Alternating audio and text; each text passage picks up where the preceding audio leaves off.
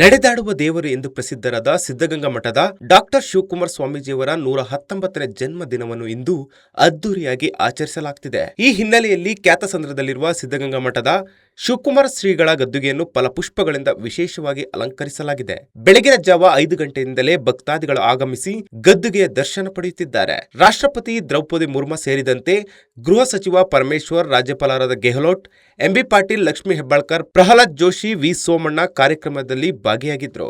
ಮಠದ ಆವರಣದಲ್ಲಿ ಬಿಗಿ ಭದ್ರತೆಯನ್ನು ಏರ್ಪಡಿಸಲಾಗಿದೆ. ಎಸ್ಎಸ್ಎಲ್ಸಿ ಪರೀಕ್ಷೆಗಳು ನಡೆಯುತ್ತಿರುವ ಕಾರಣ ಕಾರ್ಯಕ್ರಮವನ್ನು 1.5 ಗಂಟೆಗೆ ಸೀಮಿತಗೊಳಿಸಲಾಗಿದೆ.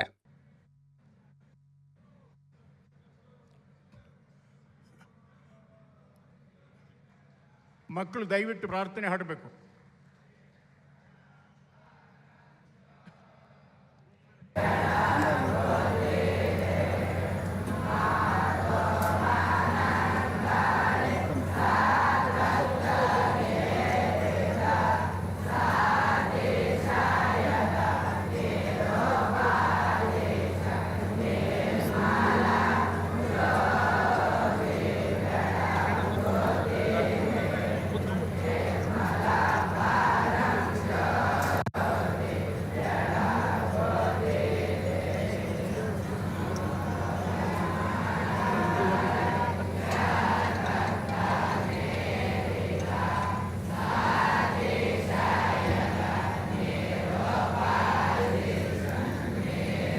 ರಾಷ್ಟ್ರಪತಿಗಳಿಗೆ, ಗೌರವ ರಾಜ್ಯಪಾಲರಿಗೆ, ಎಲ್ಲ ಗಣ್ಯರಿಗೆ, ಪೂಜ್ಯ ಶ್ರೀಗಳಿಗೆ ಧನ್ಯವಾದಗಳು.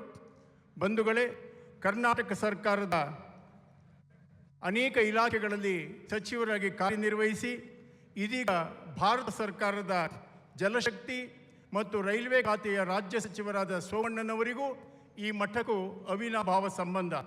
ಪೂಜ್ಯ ಶ್ರೀಗಳವರ ಬಗ್ಗೆ ಅವರಿಗೆ ಅಪಾರವಾದ ಭಕ್ತಿ ಮತ್ತು